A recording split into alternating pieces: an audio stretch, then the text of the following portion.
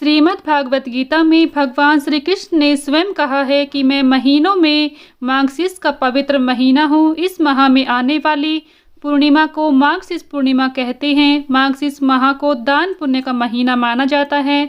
इसमें भी एकादशी, अमावस्या और पूर्णिमा का खास महत्व है। इस बार पूर्णिमा का व्रत 15 दिसंबर को रखा जाएगा। आज की इस वीडियो में आप सभी मार्गशीर्ष पूर्णिमा का महत्व जानेंगे, साथ ही जानेंगे इसकी पूजा विधि के बारे में और आप सुनेंगे मार्गशीर्ष पूर्णिमा की कथा को। आप सभी वीडियो को एंड तक जरूर देखिएगा। वीडियो पसंद आए तो इसे लाइक शेयर करें। चैनल पर नए हैं तो चैनल को सब्सक्राइब करना ना भूलें। साथ ही बेल आइकन को प्रेस कर लें, जिससे आप सभी को व्रत और त्योहारों से जुड़ी संपूर्ण जानकारी देखने को मिलेंगी। हमारे पुराणों में इस दिन स्नान, दान और तप का विशेष महत्व बताया गया है। मार्गशीर्ष पूर्णिमा के दिन हरिद्वार, बनारस, मथुरा और प्रयागराज आदि जगहों पर श्रद्धालु पवित्र नदियों में स्नान और तप करते हैं। इस दिन पवित्र नदी में स्नान करने का महत्व है। इस दिन दान देने का खास महत्व है। किसी जरूरतमंद को वस्त्र, भोजन आदि का दान दे सकते हैं। इस दिन किए जाने वाले दान का फल अन्य पूर्णिमा की तुलना में 32 गुना अधिक मिलता है, इसलिए इसे 32वीं पूर्णिमा भी कहा जाता है। पौराणिक मान्यताओं के अनुसार मार्गशीर्ष माह से ही सतयुग काल का आरंभ हुआ था। इस दिन तुलसी की जड़ की मिट्टी से पवित्र नदी, सरोवर या कुंड में स्नान करने से भगवान विष्णु की विशेष कृपा प्राप्त होती है। इस दिन भगवान सत्यनारायण की पूजा करना और कथा सुनने का भी महत्व है।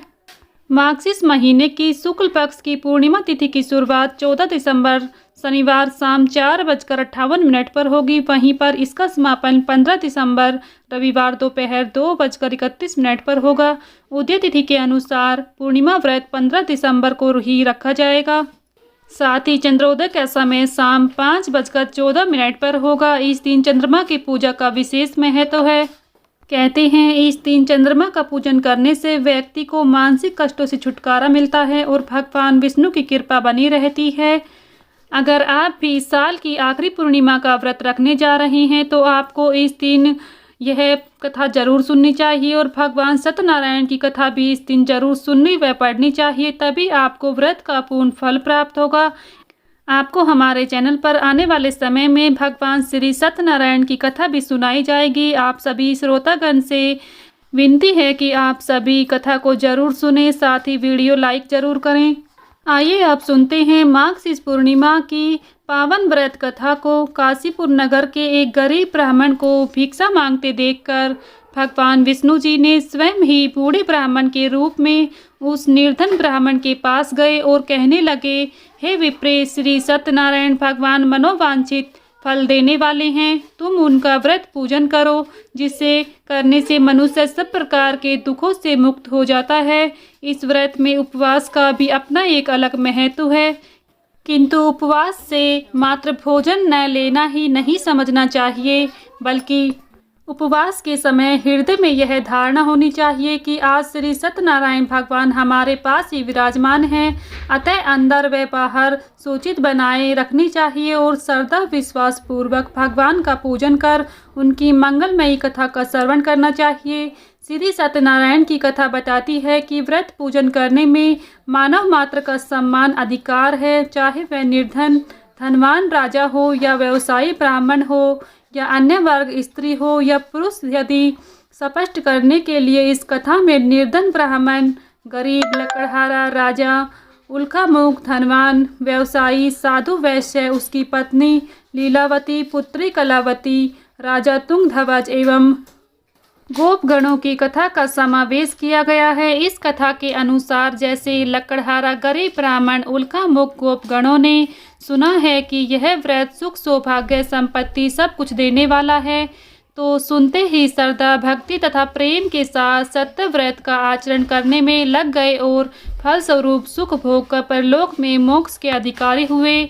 एक साधु वैश्य ने भी यही प्रसंग राजा उल्कामुख से सुना, किंतु उसका विश्वास अधूरा था और श्रद्धा में कमी होने के कारण उसमें मन में प्रण लिया कि संतान प्राप्ति पर सत्य व्रत पूजन करूंगा। समय बीतने पर उसके घर की एक सुंदर कन्या ने जन्म लिया। पत्नी ने व्रत की याद दिलाई तो उसने कहा कि कन्या के विवाह के समय करेंगे। समय आने पर कन्या का विवाह भी हो गया, किंतु उस वैश्य ने व्रत नहीं किया। सभी वह अपने दामाद को लेकर व्यापार के लिए चला गया। वहाँ उसे चोरी के आरोप में राजा चंद्रकेतु द्वारा दामाद सहित कारागार में डाल दिया गया। उसके अपने घर में भी चोरी हो गई। पत्नी लीलावती और पुत्री कलावती भिक्षावृत्ति के लिए विवश हो गईं। एक दिन कलावती ने किसी के घर श्री सत्यनारायण का पूजन होते देखा और घर आकर मां को प्रसाद दिया। तब मां ने अगले दिन श्रद्धा से व्रत पूजन कर भगवान से पति और दामाद के शीघ्र वापस आने का वरदान मांगा। श्री हरि प्रसन्न हो गए और सौपन में राजा को कह दिया कि वह दोनों बंदियों को छोड़ दे, क्योंकि वह निर्दोष हैं।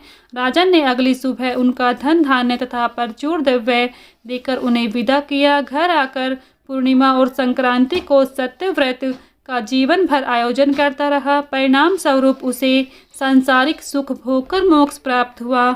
इसी प्रकार एक बार राजा तुंगध्वज ने वन में गोपगणों को श्री सत्यनारायण भगवान का पूजन करते देखा, किंतु अपने अभिमान की वजह से राजा ने ना तो पूजा स्थल पर गया, ना ही दूर से प्रणाम किया और ना ही गोपगणों द्वारा दिया गया प्रसाद ग्रहण किया।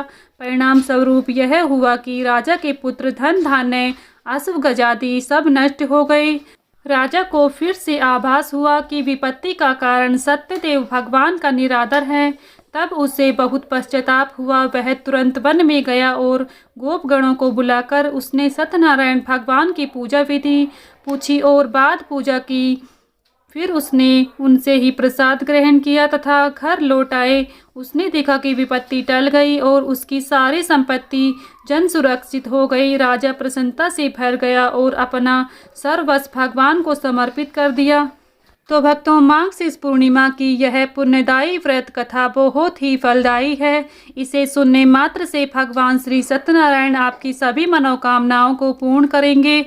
जो भी साधक व्रत नहीं रख पाते हैं तो वो केवल इस व्रत कथा को जरूर सुने, जिससे उसके मन में शांति रहेगी, साथ ही श्री सत्यनारायण भगवान की कृपा प्राप्त होगी।